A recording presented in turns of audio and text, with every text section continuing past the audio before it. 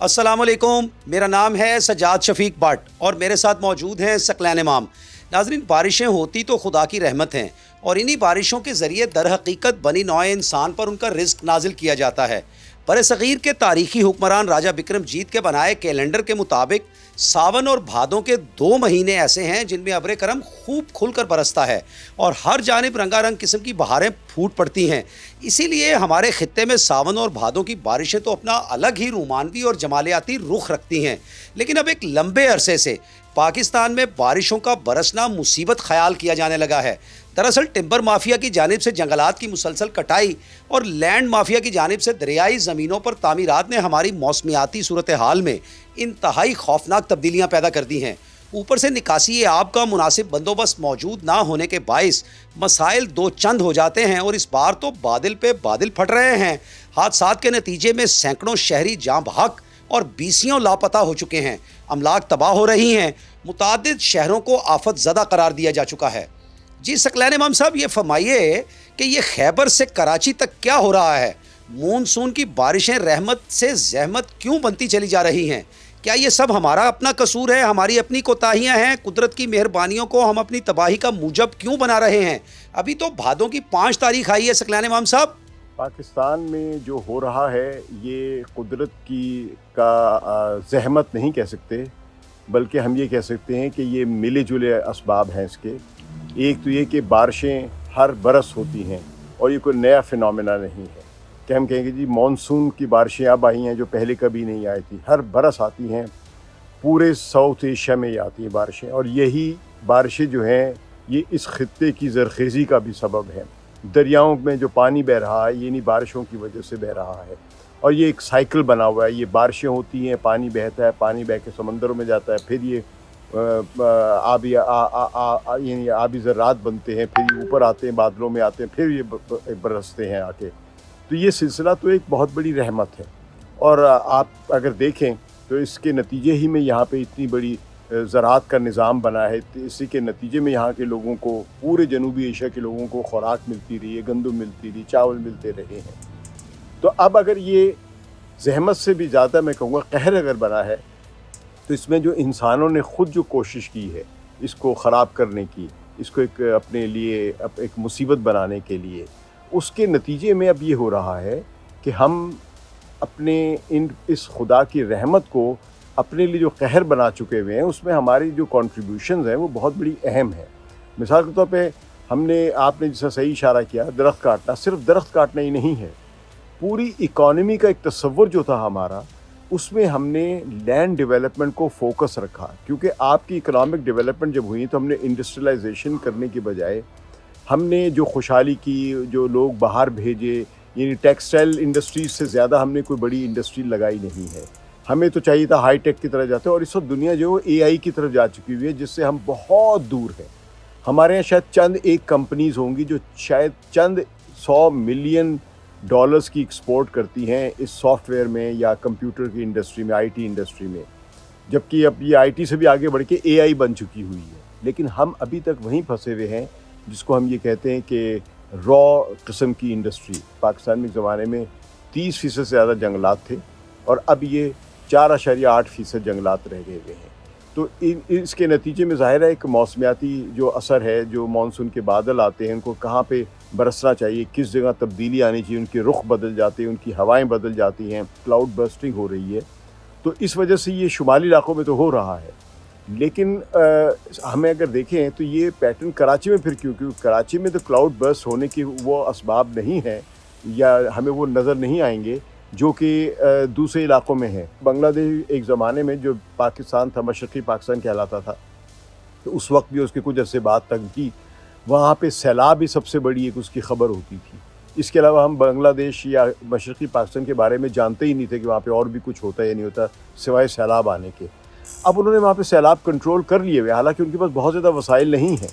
तो एक अच्छी प्लानिंग और लॉन्ग टर्म प्लानिंग के ज़रिए ये सब कुछ हो सकता है। अच्छा सकलैन साहब, ये बताइए कि ये एक इस्तेलाह इस्तेमाल हो रही है क्लाउड बर्स्ट की। ये क्लाउड बर्स्ट क्या होता है? और हम उर्दू ज़ुबान में ये क्लाउड बर्स्ट का तर्जुमा कर रहे हैं बादल फटने के तौर पे। تو کیا آپ ایک لنگوسٹک کے طور پہ یہ سمجھتے ہیں کہ یہ ترجمہ درست ہے کہ بادل پھٹتا ہے، اور یہ کلاؤڈ برسٹ ہوتا کیا ہے؟ تھوڑی سی اس کے بارے میں بھی تفصیل بتائیے ناظرین کو. دیکھیے کلاؤڈ برسٹنگ جو ہے یہ ایک فینومینا یہ ہے کہ عام طور پہ جب بادل جو ہیں جن میں پانی موئسٹ ہوتا ہے اور یہ جب کہیں جا کے برستے تو ان میں سے ہلکا پانی نکلنا شروع ہوتا ہے، جو کہ اگر نیچے دباؤ زیادہ ہے اور ٹھنڈک زیادہ ہے تو یہ برف میں بھی تبدیل ہو سکتے ہیں، اور اگر موسم گرم ہے ذرا سا اور ویسا پریشرز نہیں ہے، کیونکہ ایئر پریشر موسم علاقہ خطہ اس کے لحاظ سے یہ سنو فالنگ میں بدل جاتے ہیں یا بارش کے قطروں میں بدل جاتے ہیں. یہ تو ایک نارمل طریقہ ہوتا ہے. لیکن کلاؤڈ برسٹنگ کوئی نیا فینومینا نہیں ہے کہ آج ہوا ہے، یہ پہلے بھی ہوتا رہا ہے اور صدیوں سے شاید ہوتا رہا ہے، لیکن حالات بدلتے رہتے ان کے مطابق ہوتا ہے. کبھی زیادہ پانی بادلوں میں آ گیا اور وہاں پہ ان کو نیچے ایسی حدت ملی گرمی کی کہ جس سے وہ پانی جو ہے ہلکا اپنے مناسب رفتار سے ٹپکنے کی بجائے ایک دم سے کھل جاتا ہے. اس قسم کے جو بادل ہوتے ہیں جب ان کو یا تو موسم کی حدت مختلف ملتی ہے یا سامنے ٹکراؤ کسی اور پہاڑی سے ہو جاتا ہے یا کسی اونچی جگہ سے ہو جاتا ہے یا کوئی رستے میں ان کو فرض کے درخت ملنے چاہیے تھے وہ نہیں ملے، تو ان کے نتیجے میں ان کے بیہیویئر میں ایک تبدیلی آ جاتی ہے. یہ سب نیچرل چیزیں ہیں. جو ایسا فینومینا ہوتا ہے جس میں لوگ کھڑے نہیں ہو سکتے اس بارش کے قطروں کو، یعنی قطرے نہیں رہتے، پھر یہ بہت ایک سمجھے کہ پرنالے سے ٹوٹ گئے ہوئے اس طرح کی حالت ہو جاتی ہے. تو یہ ایک فینومینا ہو رہا ہے اور یہ کوئی نیا نہیں ہے لیکن اب ذرا زیادہ ہو رہا ہے. اچھا ثقلین صاحب، جیسا کہ آپ نے بتایا، ہم نے بھی بچپن میں یہی پڑھا کہ مونسون کے بادل خلیج بنگال سے اٹھتے ہیں، بنگلہ دیش اور بھارت میں برستے برستے پھر پاکستان میں داخل ہوتے ہیں. لیکن مجھے یاد پڑتا ہے ہم نے یہ بھی پڑھا کہ جہلم کے قریب جا کے یہ سسٹم کمزور پڑنا شروع ہو جاتا تھا. لیکن اس دفعہ KPK کے اندر اور پچھلے کچھ سالوں سے ہم یہ دیکھ رہے ہیں کہ یہ پیٹرن جو ہے وہ ہائے جا رہا ہے کہ نارتھ میں یہ سسٹم بہت زیادہ تباہیاں لے کے آتا ہے. ویسے تو اس کو تباہی نہیں کہنا چاہیے، پانی تو جتنا آئے اتنا اچھا ہے، زمین کے لیے بھی اچھا ہے، انسان کے لیے بھی اچھا ہے. لیکن یہ کہ یہ سسٹم کمزور نہیں پڑ رہا، اور ہمیں تو اب محکمہ موسمیات یہ رپورٹ کر رہا ہے کہ بلوچستان کے بھی کچھ علاقوں کے اندر جو ہے وہ مونسون جو ہے وہ اپنا، جس کو آپ نے لفظ استعمال کیا اور بالکل ریلیونٹ لفظ استعمال کیا، کہ قہر ڈھاتا ہے. تو یہ مطلب کیسے ہوگا؟ اتنی تیزی سے تو درخت بھی نہیں لگائے جا سکتے، اور ظاہر ہے جو چیڑ کے درخت جس طرح سے انہوں نے کاٹے ہیں تو وہ تو بڑا ٹائم لیتے ہیں وہ درخت لگانے میں. تو اس کا کوئی فوری حل بھی ہو سکتا ہے؟ فوری حل، دیکھیے فوری حل جو قدرتی نظام ہوتے اس کے فوری حل نہیں ہوتے، اس کی پوری منصوبہ بندی کی جاتی ہے. ابھی آپ کے سامنے تو صرف یہ ہے نا جو ناردرن ایریاز میں ہوا ہے، شمالی علاقہ جات میں، اور یہ خیبر پختونخوا میں ہوا ہے، یا ابھی تو ہمیں گلگت وغیرہ کی خبریں کم آ رہی ہیں، وہاں بھی ہوا ہے اس طرح کے. لیکن کلاؤڈ برسٹ نہیں ہوا، لیکن رینز وہاں بھی ہوتی ہے، سیلاب وہاں بھی آتے ہیں. اور پہاڑی علاقوں میں جو سیلاب آتے ہیں تو ان کا ریلا جو ہوتا ہے وہ بہت طاقتور ہوتا ہے، بہت ہی طاقتور ہوتا ہے، کیونکہ اونچائی سے بڑی تیزی کے ساتھ پانی نیچے کی طرف آ رہا ہوتا ہے اور اس کے راستے میں جو آتا ہے وہ بہہ جاتا ہے اور بلکہ تباہ ہو جاتا ہے، اریز ہو جاتا ہے. لیکن میدانی علاقوں میں جب پانی کا ریلا آتا ہے تو اس میں یہ ہوتا ہے کہ وہ ڈوبتے ہیں، اور ڈوبنے کے نتیجے میں جو بھی چیزیں ہوتی ہیں یا تباہ ہوتی ہیں وہ ہوتی ہیں. تو اب اگر ہم دیکھیں تو اس کا فوری علاج تو یہی ہے کہ لوگوں کے لیے ریسکیو کیا جائے، ان کی مدد کی جائے اور دیکھا جائے کہ اسٹڈی کی جائے کہ کیا کچھ کیا جا سکتا ہے. لیکن لانگ ٹرم پلاننگ ہونی چاہیے تھی. یہ صرف سیاسی رہنمائی کی ذمہ داری نہیں ہوتی، بلکہ ایڈمنسٹریشن، بیوروکریسی، جو سب کے سب لوگ بیٹھے ہوتے ہیں جن کا کام پرماننٹلی ان ملازمتوں میں رہنا ہے، انہیں ایک منصوبہ بندی کرنی چاہیے. پاکستان کے پاس ایک پلاننگ ڈویژن بھی ہے، اس کا یہ کام تھا کہ پورے ملک کی پلاننگ کرتا کہ فلڈس کو کس طرح روکنا ہے اور فلڈس کو کس طرح مینیج کرنا ہے. تو اس میں بلو پرنٹس بنتے رہے ہیں مختلف موقعوں پہ، عمل درآمد نہیں ہوا. اور عمل درآمد نہ ہونے کی بنیادی وجہ جو ہے وہ آپ کے پولیٹیکل سٹیبلٹی نہیں رہی. تو جب پولیٹیکل سٹیبلٹی نہیں ہوتی ہے تو آپ کی جو ایلوکیشن ہوتی ہے ریسورسز کی، وہ کسی ایک بڑے پروجیکٹ کے لیے نہیں ہوتی، بلکہ حکمران کی مرضی کے مطابق یا ان کے تابع ہو جاتی ہے. تو ہمارے اس کے بعد سب یہ ٹرینڈ یہ آیا کہ جب انسٹیبلٹی ہوتی ہے تو ہر حکومت کو یہ محسوس ہو رہا ہوتا ہے کہ ہم پتہ نہیں کتنا عرصہ رہیں گے یا نہیں رہیں گے، اس میں جو ہم اپنا فائدہ اٹھا سکتے اٹھا لیں. لیکن اگر آپ کراچی کی بھی حالت دیکھیں، جو کہ آپ کا ایک میگا سٹی ہے، سب سے بڑا آپ سمجھ لیجیے جو پاکستان کا ایک میگا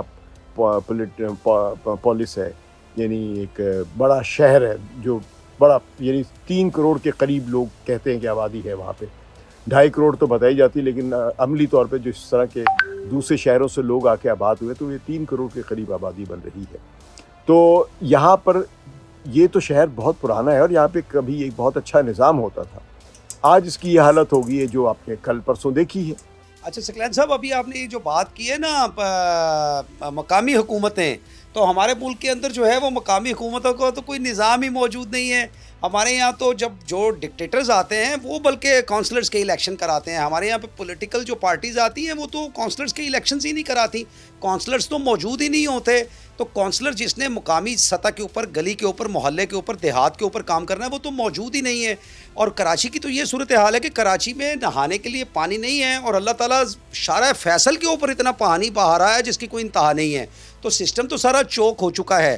لیکن یہ کہ یہ کیسے چلے گا آخر کار، یہ تو کسی دن کو بہت بڑا نقصان دیکھتا ہوں میں. اللہ نہ کرے ایسا ہو، لیکن یہ تو لگتا ہے کسی دن کو بہت بڑا نقصان ہو جائے گا. ایک تو یہ بات.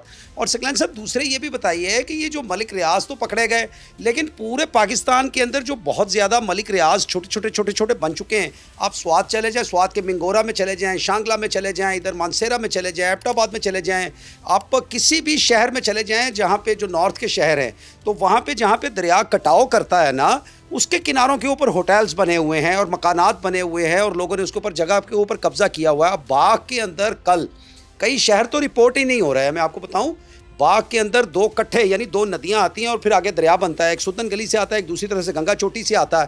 تو وہ 8-10 سال سے وہاں پانی نہیں آیا، تھوڑا پانی آیا. تو پھر اس دفعہ اتنا پانی آیا جس کی کوئی انتہا نہیں، اور بھینسیں بہہ گئیں اور اس میں گائے بہہ گئیں اور اس میں گوجر بہہ گئے، اور سر یہ کسی دن کو بہت بڑا حادثہ نہ ہو جائے کہیں. آپ کو کیا لگتا ہے؟ آپ نے اگر یہ کہا ہے کہ یہ بہت بڑا عذاب نہ آ جائے، میرے خیال میں عذاب آ چکا ہوا ہے اور ہمیں ادراک ہی نہیں ہے. جس طرح کی ہم زندگی گزار رہے ہیں، جس طرح کی بے بسی کی زندگی فرض کی کراچی والے لوگ یا ان دریاؤں میں کے کناروں پہ آباد یا چھوٹے جو ملک ریاض جیسے لینڈ ڈیولپرز یا لینڈ گریبرز جو بیٹھے ہوئے ہیں، اس میں اب صرف یہی نہیں ہے کہ ملک ریاض کر رہے ہیں، بلکہ آپ اگر غور سے دیکھیں تو ملک ریاض ایک فینومینا کے طور پہ آپ نے ظاہر نام لیا، ایک شخص کا نام نہیں لیا ہے، اور جو بھی ریونیو آفیسرز ہیں ان پر مشتمل ایک مافیا کا نام ہے. یعنی ان کو جس ادارے کی سرکار کے ریاست کے ادارے کی ضرورت ہوتی ہے لینڈ گریبنگ کے لیے یا لینڈ ڈیولپمنٹ کے لیے، یا آپ دیکھیں نا بحریہ کا نام بھی ان کو استعمال کرنے کی اجازت کس نے دی تھی. تو جب اس طرح کے فینومینا بن جاتے ہیں تو یہ ریاست سے زیادہ طاقتور بن جاتے ہیں اور ریاست کی پالیسیز اپنی مرضی کے مطابق بنواتے ہیں. لاہور سے شادرے سے آگے ٹریول کریں کالا شاہ کاکو یا گجرانوالہ کی طرف، تو اب میں نے نہیں دیکھے لیکن پہلے مجھے یاد ہے بچپن میں نے اپنے دیکھی ہوئی ہیں کہ وہاں پہ سڑک سے دور آپ کو جب ریل کراس کر رہی ہوتی تھی یا ریلوے لائن نظر آتی تھی یا سڑکیں بھی جا رہی تو ان کے نیچے سے چینلز بنے ہوتے، چھوٹی پلیاں سی بنی ہوتی تھی جو کہ سمجھے کہ آدھا کلومیٹر لمبی چلی جا رہی ہے. تو یہ اصل میں واٹر چینلز ہوتے تھے یا فلڈ چینلز ہوتے تھے کہ جب یعنی یہ انگریزوں کے زمانے میں کہہ لیں، کیونکہ ظاہر ڈیولپمنٹ ان کے زمانے میں ہوئی تو ان کو یہ معلوم تھا کہ پانی کبھی بھی اوور فلو کر سکتا ہے راوی سے یا کسی اور دریا سے. تو وہ جب اوور فلو کرے گا راوی سے پانی تو وہ ان چینلز کے ذریعے گزرے گا، اور جب ان چینلز کے ذریعے گزرے گا تو ان چینلز پر جب بھی کوئی سڑک بھی بنائی جائے تو وہاں پہ پلیاں بنا کے چھوڑ دی جائیں تاکہ جب بھی پانی آئے وہ ان پلیوں کے نیچے سے گزر جائیں. یہ چھوٹے پل ہوتے تھے بھائی، ایک یہ سمجھے 4 فٹ یا بعض اوقات 2 میٹر یا 3 میٹر سے زیادہ یہ نہیں ہوتے تھے چینل. بعض اوقات بالکل سڑک سے 2 فٹ نیچے ہوتے لیکن پانی کا چینل کھلا ہوتا تھا. اب ان سارے چینلز اگر آپ دیکھیں مجھے نظر ہی نہیں آتے. وہاں پہ فیکٹریاں لگی ہوئی ہیں، یہ گھر بنے ہوئے ہیں، ہاؤسنگ سوسائٹیز بنی ہوئی ہیں. تو یہ تو حکومت کی ذمہ داری تھی، لیکن حکومت نے کیوں نہیں فیصلے کیے، کیوں نہیں ان چینلز کو سنبھال کے رکھا؟ وہ اس لیے نہیں رکھا کہ حکومت نے وہاں پہ وہ کھڑے کر دیے، مکانات کی اجازت دے دی، یا نہیں بھی اجازت دی تھی تو مقامی سطح پر کسی M P A M N A یا کسی بڑے بدماش نے کسی کو پیسے لگائے، کسی ایکس سی این کو، کسی ایس ڈی او کو، کسی چیف انجینئر کو، کسی سول سرونٹ کو، کسی ڈپٹی کمشنر کو پیسے لگائے. اب آپ نے دیکھا کہ ڈپٹی کمشنر کتنے زیادہ لینڈ کے گھپلوں میں انوالو نظر آتے ہیں، اسسٹنٹ کمشنر وغیرہ یا تحصیلدار وغیرہ. تو یہ زمینوں کی یہ شکلیں بدل دینا، حیت بدل دینا جو ہے، اس کے نتیجے میں زمین کی جو قدرتی نظام کو جو پریزرو کیا تھا انگریزوں کے زمانے میں فلڈ چینلز کی صورت میں، وہ ختم ہو گئے تھے. تو میرے خیال میں اگر کوئی چھوٹا موٹا اچھا با اختیار لوکل گورنمنٹ کا جو سسٹم بنا تھا وہ مشرف کے زمانے میں بنا تھا، لیکن وہ بھی نہیں چل سکا کیونکہ انہوں نے خود اس میں مینورنگ اور مینجمنٹ شروع کر دی. لیکن اس کا نقصان دیکھیے یہ سب سے بڑا جو ہو رہا ہے کہ ایک تو کہ کہیں بھی لوکل لیول پہ لوگ اپنے مقامی مسائل جو آپ صرف کونسلرس کی بات کر رہے تھے، کونسلر کی رسائی نہیں ہے، کونسلر موجود نہیں ہے، اس میں صرف لوکل گورنمنٹ سے صرف کونسلر تک رسائی نہیں ہے، بلکہ مقامی سطح پر جو وسائل ملتے ہیں، جو دولت ملتی ہے، جو بجٹ بنتا ہے، وہ بھی ختم ہو گیا ہے، اور وہ سارا کا سارا کوئی بیوروکریٹ کر رہا ہے، اس کے نتیجے میں جو لوکل پلاننگ کرنی وہ ہوتی ہی نہیں ہے۔ اچھا سکلین صاحب یہ بتائیں کہ کراچی ہمارا میگا سٹی ہے، اور جیسا کہ آپ نے کہا 2.5 سے 3 کروڑ آبادی ہو چکی ہے اب کراچی کی، تو یہ کراچی کا کیا بنے گا؟ دیکھیں کراچی ہمارا آج بھی فائنینشیل کیپٹل ہے، تو کیا بنے گا کراچی کا؟ یہ تو بڑے سخت حالات ہیں وہاں پہ۔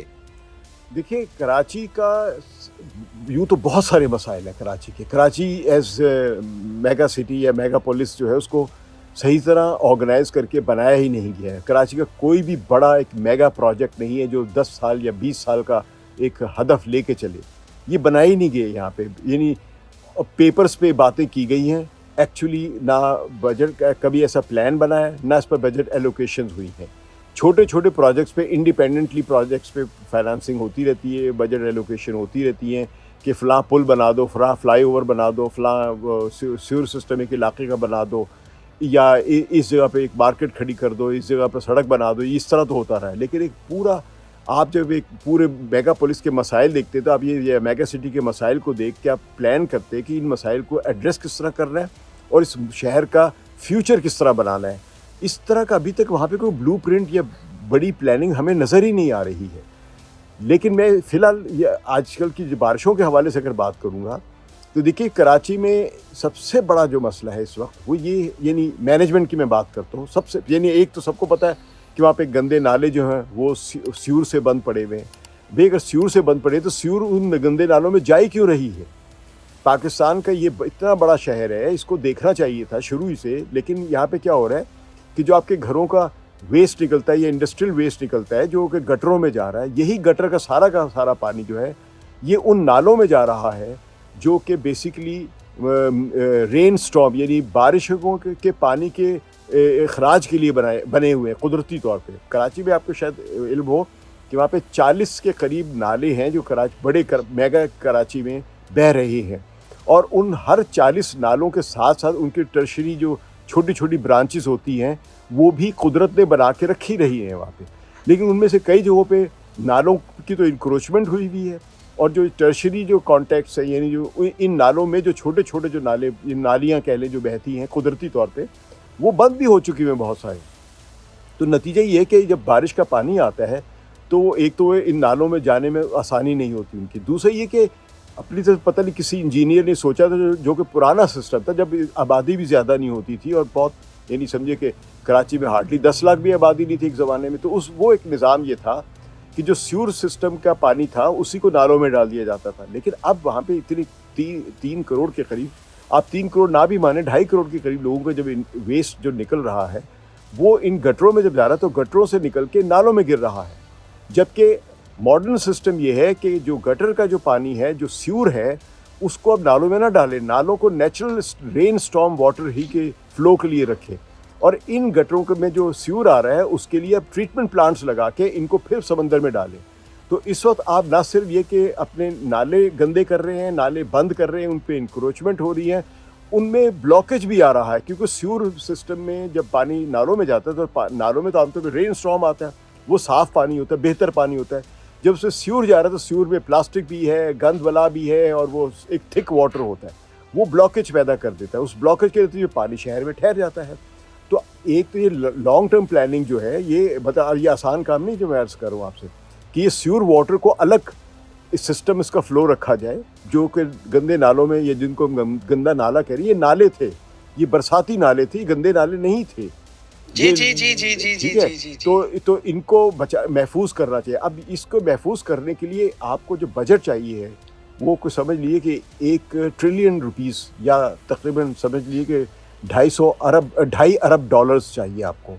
تو یہ تو ہو گیا بجٹ کی صورت، لیکن اس سے بڑی اہم آپ دیکھیے کراچی کے ساتھ ظلم ہے یہ میرے خیال میں کہ کراچی میں اب یہ آپ نے دیکھا نا پانی ہے، یہ سیور واٹر ہے یا فلڈ واٹر ہے یا رین سٹارم واٹر ہے یا واٹر ملنے کا جو نظام ہے، اس کے لیے 5 ادارے سے زیادہ ہے وہاں پہ کام کر رہے ہیں، اور ان میں سے کوئی یونیفائڈ نہیں ہے, کوئی فریگمنٹیشن اتنی زیادہ ہے. ایک KWSB ہے, کراچی واٹر سپلائی بورڈ ہے, ایک KDA کبھی ہوتی تھی, اب اس کو بالکل ایک ڈیڈ آرگنائزیشن بنا دیا گیا ہے. ایک KMC ہے, کراچی میٹروپولیٹن کارپوریشن جو ہے, جس میں کچھ الیکٹڈ ہے, ان کے پاس اختیارات نہیں ہیں. پھر ایک DHA ہے, پھر ایک کنٹونمنٹ بورڈ ہے, ٹھیک ہے. پھر اس طرح کی جو مختلف آرگنائزیشنز ہیں, یہ بظاہر سب ایک ہی کام کر رہے ہیں یا کرنا چاہیے ان کو, لیکن کوئی یونیفائڈ آرگنائزیشن نہیں ہے. اور KWSB یعنی کراچی واٹر سپلائی بورڈ کی ناکامی کا حد یہ دیکھ لیں کہ کراچی کو پانی کیا ملنا ہے, یہ اس وقت مینیج کر رہے ہیں واٹر مافیا کو, ٹینکر مافیا کو. یعنی ٹینکر مافیا کو سارا پانی جو مل رہا ہے وہ مل کہاں سے رہا ہے, جو آگے لوگوں کے گھروں میں بھیج رہے ہیں وہ KWSB سے مل رہا ہے. کیونکہ KWSB پانی جو ہے وہ کوئی کنجر لیک یا ہب ڈیم سے نہیں لا رہے ہیں, وہ یہی پانی ہے جو KWSB کو مل رہا ہے. وہ پانی جو ہے وہ ٹینکر مافیا کو بھیج دیتے, جس کا مطلب KWSB بھی پیسے کھا رہی ہے. تو یہ سب جگہ کوئی نہ کوئی پیسے کھا رہا ہے. پھر یہ گھروں کے بنانے کی جو منظوری ہے, یہ کون سا ادارہ ہے؟ یہ سندھ کا ہاؤس بلڈنگ ریگولیشن کر رہا ہے. تو یہ سب مل کے کراچی کو نوچ نوچ کے کھا رہے ہیں اپنے پیسے بنانے کے لیے, لیکن مل کے کراچی کو بنانے کی کوشش نہیں کر رہے ہیں. تو اس میں بنیادی طور پہ تو جو ظاہر 2.5 بلین جو ڈالرز ہیں, اتنے ایک دم سے تو نہیں آئیں گے, لیکن آ سکتے ہیں. یہ نہیں کہہ سکتے, میں کہوں گا کہ یہ ناممکن ہے, کیونکہ کراچی جیسا کہ فائنینشیل ہب ہے, آج اگر یہ بہتر حالات میں چلنا شروع ہو جائے تو اتنا ریونیو جنریٹ کر سکتا ہے کہ 2.5 ارب بھی بڑے آرام سے ادا کر دے گا. لیکن اب پہلے ابتدا تو کرے نا, وہ ادارے مضبوط کریں. اور اداروں میں سب سے پہلے یہ کہ کراچی کو رن کرنے کے لیے ایک ادارہ بنائے, ایک ادارہ, اور وہ سیاسی لوگ نہیں بننے دیں گے. کیونکہ اب سیاستدانوں کو خطرہ یہ ہے, خاص طور پہ کیونکہ سندھ اور کراچی کی جو تقسیم ہے یہ پاکستان کی پوری سیاست کو کھا رہی ہے. اس کے نتیجے میں سندھ کا جو وڈیرا ہے, جاگیردار ہے, جو بھی ہے وہ, اور وہ ہمیں ایک سندھی نیشنلزم کو ایک خوف یہ کہ کراچی ہمارے ہاتھ سے نکل رہا ہے, تو وہ کراچی کو قابو کرنا چاہ رہے ہیں. حالانکہ یہاں پہ قابو اس طرح نہیں ہوگا کہ ان کے اداروں کو توڑ دیا جائے یا ان پر قبضہ کر لیا جائے. کراچی اسی طرح قابو ہوگا کہ اس کو ڈیولپ کریں گے. جب ڈیولپ کریں گے تو اس میں اس سے دولت بڑھے گی, اور وہ دولت سندھ میں بھی جائے گی, ملک میں بھی جائے گی. تو اس میں بنیادی طور پہ تو یہ میں نے صرف اشارتاً چند باتیں کی, اس میں اور بھی بہت ساری باتیں کی جا سکتی ہیں. بہت شکریہ آپ کا. تو ناظرین, آپ سن رہے تھے ثقلین امام صاحب کو, اور آپ کو ساری تفصیلات فراہم کی کہ خدائے بزرگ و برتر تو ہمارے اوپر کرم فرمائیوں پہ کرم فرمائیاں کیے چلا جا رہا ہے, اور بارشیں برس رہی ہیں اور پانی آ رہا ہے, اور بارش سے برسنے والا پانی صاف ترین کرسٹل کلیئر پانی ہوتا ہے. اس کو اکٹھا کر کے پینے کے طور پہ استعمال کیا جا سکتا ہے. اور لیکن ہم اللہ کی طرف سے نازل کردہ کرم کو خود اپنے ہاتھوں قہر میں بدل رہے ہیں.